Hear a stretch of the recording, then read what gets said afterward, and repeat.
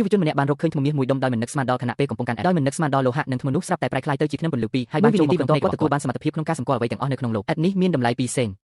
តម្លៃនៃអ្វីទាំងអស់នៅចំពោះមុខខ្ញុំគឺជាក់ស្ដែងភ្លាមបន្ទាប់មកដោយក្តីរីករាយរបស់គាត់បានរកឃើញសារ៉ាយមួយដុំដែលមានតម្លៃរាប់លានដុល្លារនៅលើស្មៅឈើសារ៉ាយដែលត្រូវរន្ទះបាញ់មានតម្លៃ1លានដុល្លារដូច្នេះគាត់ក៏រត់ទៅរើសវាភ្លាមជាមួយគាត់យុវជនរូបនេះលែងត្រូវទ្រាំទ្រនឹងអាកប្បកិរិយារបស់អ្នកមកបានជួបពីការងារភ្លាមហើយបានទៅផ្លូវលក់វត្ថុបុរាណលីចឹមយើងបានជួបអ្នកលក់ដូរតាមចិញ្ចើមផ្លូវម្នាក់នៅតាមបានជួបដំណើរដោយសភាពគិតបើភ្នែកនៃការរករកហើយជាការពិតណាស់កំណប់ទ្រព្យមួយត្រូវបានរកឃើញពីងប៉ាស៊ីឡែនពណ៌ខៀវនិងរបស់លីនដៃមានតម្លៃ3លានដុល្លារប៉ុន្តែយុវជននោះបានរើសយកចានប៉ាស៊ីឡែនមួយហើយសួរថាវាមានតម្លៃប៉ុន្មានថាគេបានស្នើសុំដោយផ្ទាល់នៅចំនួនតម្លៃស្នើសុំ000លេងតម្លៃចៅហ្វាយអ្នកកំពុងសុំខ្ញុំ5000សម្រាប់ច្បាប់ចម្លងរាជវង្សឈិងមែនទេតើអ្នកកំពុងឆ្លៀតឱកាសពីកង្វះចំណេះដឹងរបស់ខ្ញុំដើម្បីបំផាន់ធ្វើពិតជាចេញចៅហ្វាយបានបញ្ឈប់គាត់យ៉ាងរហ័សបន្ទាប់មកយុវជននោះបានឆ្លៀតឱកាសសួរថាតើពីងប៉ាស៊ីឡែនពណ៌ខៀវនិងស្នីបមានតម្លៃទទួលបានវាដោយជោគជ័យក្នុងតម្លៃ100យ៉នទោះជាយ៉ាងណាក៏ដោយពួកគេបានរកឃើញថាបាត់ពីងត្រូវបានខ្ញុំបានដឹងដោយប្រយោលតែពីការសួរម្ចាស់ថាវាត្រូវបានគេរើសពីភ្នំក្បែរនោះឥឡូវនេះខ្ញុំមានភ្នែកនៃការរកឃើញ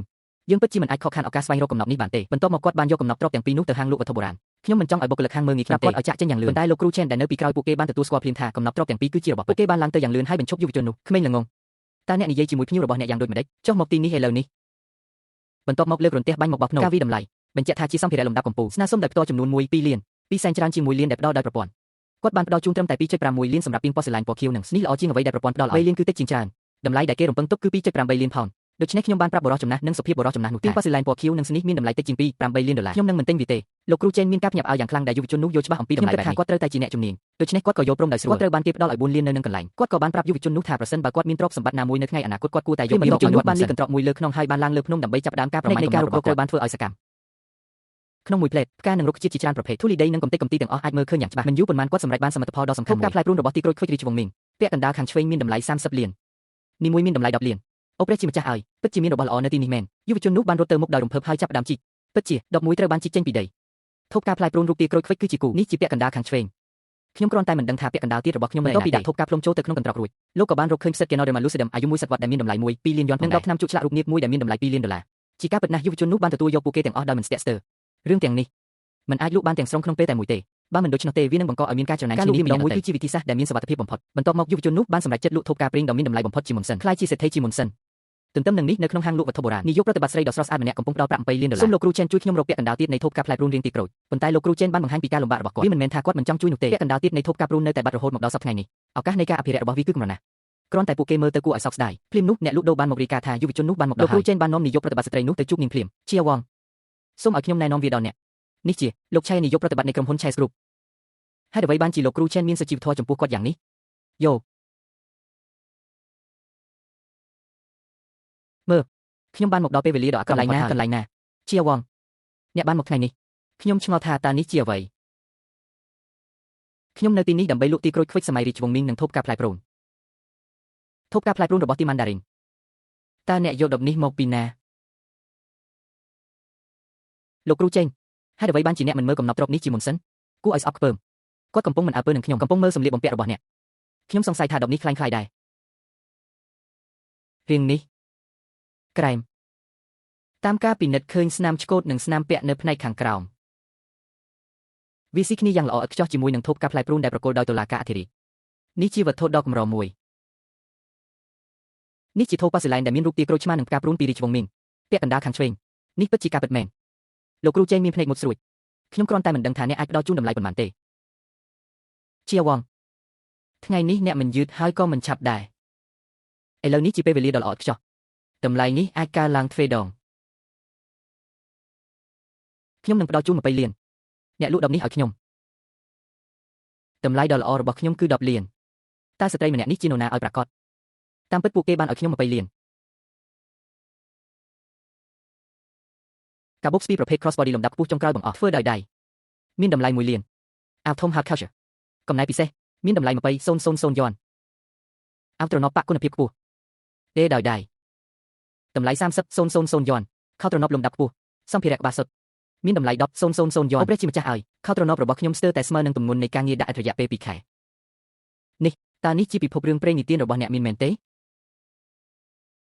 ្ញុំនឹងទិញធូបប៉ូស៊ីឡែនរបស់អ្នកក្នុងតម្លៃ3លានយកស្របឬមិនយកស្របនេះគឺជាកញ្ញាសៀពាក់កណ្ដាលទៀតនៃធូបការព្រូនត្រូវបានរក្សាទុកនៅផ្ទះរបស់គាត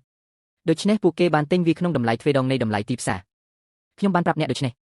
អ្នកបានមកដល់ពេលត្រឹមត្រូវខ្ញុំឃើញពា ពាក់កណ្ដាលទៀតនៃធូបការផ្លែព្រូនរៀងទីក្រូចឃ្វិចគឺស្ថិតនៅក្នុងដៃរបស់គាត់ដោយសារកញ្ញាឆែត្រូវការវិជាបន្ទាន់លើសពីនេះពួកគេបានផ្ដល់ជូនតម្លៃដែលខ្ពស់ជាងតម្លៃទីផ្សារទ្វេដងតើខ្ញុំមិនមើលទៅល្ងងទេបើខ្ញុំមិនយល់ស្រប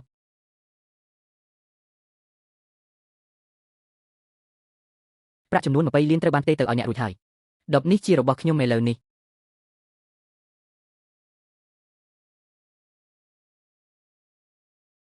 លោកគ្រូឆេនទទួលបានវត្ថុបុរាណនេះរួចហើយខ្ញុំនឹងទៅឥឡូវនេះល្អថែរក្សាខ្លួនផងលោកឆែ20លានទោះបីជាខ្ញុំផ្លាស់ទី2ដងក៏ដោយអ្នកមិនអាចរកលុយបានច្រើនបែបនេះទៀតទេនេះធ្វើឲ្យគាត់ខ្លាចជាមហាសេដ្ឋីខ្ញុំនៅតែមានអារម្មណ៍ថាវាមិនពិតបន្តិចស្រមុកជាវងអ្នកបានលួសរបស់របរប៉ូស្លែនដ៏មានតម្លៃពីរមកក្នុងមួយថ្ងៃតើខ្ញុំអាចសួរសំណួរមួយបានទេតើអ្នកទទួលបានរបស់ទាំងអស់នេះនៅណាតើនេះជាការសាកល្បងដើម្បីមើលថាខ្ញុំមានសមត្ថភាពអ្វីមែនទេជាអកុសលពួកគេប្រញាប់ប្រញាល់ពេកបន្តិចរបស់ទាំងនេះរបស់ខ្ញុំពួកវាទាំងអស់សុទ្ធតែជាទំនិញបញ្ចុះតម្លៃដែលទិញបានពីផ្លូវបុរាណក្បែរវាមិនអាចបង្ហាញបានទេក្មេងល្អទោះបីជាខ្ញុំមានការភ័ន្តច្រឡំបន្តិចចំពោះការស៊ើបអង្កេតក៏ដោយប៉ុន្តែនោះជាការមិនសមហេតុផលពេកប្រសិនបើអ្នកអាចរកឃើញអ្វីមួយដែលមានតម្លៃរាប់លានឬរាប់សិបលាននៅតាមផ្លូវបុរាណក្បែរនោះហេតុអ្វីបានជាខ្ញុំនៅតែបើកខាងលក់វត្ថុបុរាណយ៉ាងណាមិញក្មេងម្នាក់នេះបានធ្វើចលនា2ដងក្នុងមួយថ្ងៃប្រហែលជាគាត់ពិតជាមានជំនាញខ្លះមែនវាគ្រាន់តែកើតឡើងថាខ្ញុំមិនមានអ្នកស្នងតំណែងទេប្រសិនបើអ្នកមានការយល់ដឹងល្អខ្ញុំអាចយកគាត់ធ្វើជាសិស្សរបស់ខ្ញុំបានប្រសិនបើលោកគ្រូឆេនគ្មានអ្វីផ្សេងទៀតដែលត្រូវខ្ញុំនឹងទៅឥឡូវនេះពេលខ្ញុំមកដល់ដំបូងខ្ញុំបានឮថាអ្នកចិត្តខាងបានខ្ចីថ្មរដុបមួយបាច់ពីប្រទេសមីយ៉ាន់ម៉ាប្រហែលជាខ្ញុំអាចរកលុយបានច្រើន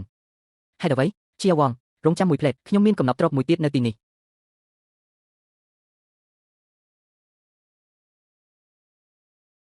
ជាវងដរាបណាអ្នកអាចមើលឃើញប្រវត្តិនិងតម្លៃរបស់វាខ្ញុំនឹងផ្ដល់ឲ្យអ្នក1លានពិត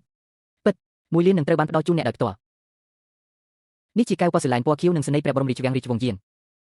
មានតម្លៃ10លានថ្ងៃនេះបើកូននិយាយត្រូវមែនខ្ញុំនឹងផ្ដល់ឲ្យអ្នក1លានចាត់ទុកវាជាអំណោយសម្រាប់ការទទួលយកកូនជាងប្រសិនបើអ្នកមិនអាចប្រាប់បានទេអនុញ្ញាតឲ្យខ្ញុំអង្គុយនៅពីក្រោយអ្នក2 3ឆ្នាំហើយបន្ទាប់មកយើងនឹងនិយាយគ្នា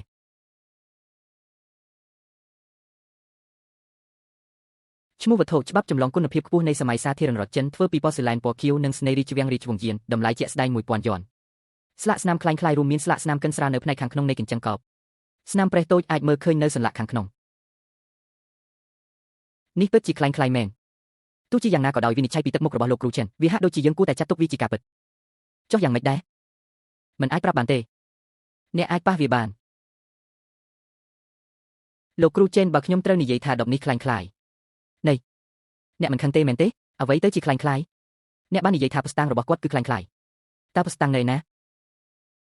លោកគ្រូចិនពិតជាមិនបានកត់សម្គាល់ទេប៉ុន្តែវាមិនមែនជារឿងចម្លែកទេកន្លែងដែលពួកគេបានបង្កើតវាឡើងគឺពិតជាប៉ិនប្រសប់ណាស់មនុស្សធម្មតាមិនដែលកត់សម្គាល់វាទេប្រសិនបើមិនមែនដោយសារជំនួយពីប្រព័ន្ធរបស់ខ្ញុំទេខ្ញុំប្រហែលជាមិនអាចប្រាប់បានទេសូម្បីតែបន្ទាប់ពីសិក្សាពេញមួយជីវិតក៏ដោយវាជាការប្រសើរជាងគុំនិយាយការពិតយ៉ាងណាមិញវាជាអ្វីមួយដែលនឹងធ្វើឲ្យមនុស្សអាក់អន់ចិត្ត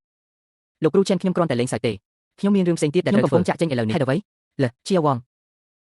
បើអ្នកមិនផ្ដល់ហេតុផលឲ្យខ្ញុំនៅថ្ងៃនេះទេខ្ញុំអាចដើរបានឆេនដេស៊ីតើវាមិនសមហេតុផលបន្តិចទេអ្នកគ្រាន់តែត្រូវចង្អុលបង្ហាញឲ្យបានត្រឹមត្រូវថាដប់របស់គាត់คล้ายៗនៅណាស្រមុកខ្ញុំនឹងផ្ដល់ឲ្យអ្នក1លានមីងចេនសូមឲ្យយើងបញ្ជាក់ឲ្យច្បាស់សិនប្រសិនបើខ្ញុំបាននិយាយថាអ្នកមិនត្រូវខឹងទេធានាបានខ្ញុំជាឥស្សរជនលេចធ្លោម្នាក់នៅក្នុងពិភពវត្ថុបុរាណអស់រយៈពេលជាច្រើនទសវត្សរ៍មកហើយអ្វីខ្លះដែលយើងមិនទាន់បានជួបប្រទះតើខ្ញុំអាចខឹងនឹងដបប៉ូស្លែនតូចមួយបែបនេះដោយរបៀបណាក្មេងនេះគ្រាន់តែជាយុទ្ធសាស្ត្រមួយដើម្បីទាក់ទាញចំណាប់អារម្មណ៍របស់ខ្ញុំប៉ុណ្ណោះឬអ្នកវិនិច្ឆ័យខុសគ្រឿងបរិក្ខារប៉ូស្លែនពណ៌ខៀវនិងស្នៅក្នុងព្រះបរមរាជវាំងរាជវង្សយានពិតជាមិនអាចคล้ายៗបានឡើយលោកគ្រូចេញនេះជាវត្ថុកញ្ចក់ប៉ូស្លែនពណ៌ខៀវសមកពីព្រះបរមរាជវាំងរាជវង្សយានជាការពិតទំនិញដែលមានតម្លៃយ៉ាងហោចណាស់រាប់សិបលានក្មេងកុំប៉ះអ្នកអាចប្រាប់រឿងទាំងនេះបានដោយគ្រាន់តែមើលវាអ្នកមានវិចារញ្ញាណខ្លះហើយប៉ុន្តែនេះជារឿងคล้ายៗសុទ្ធคล้ายៗដែលគ្មានចំនួនតើអ្នកបាននិយាយអ្វី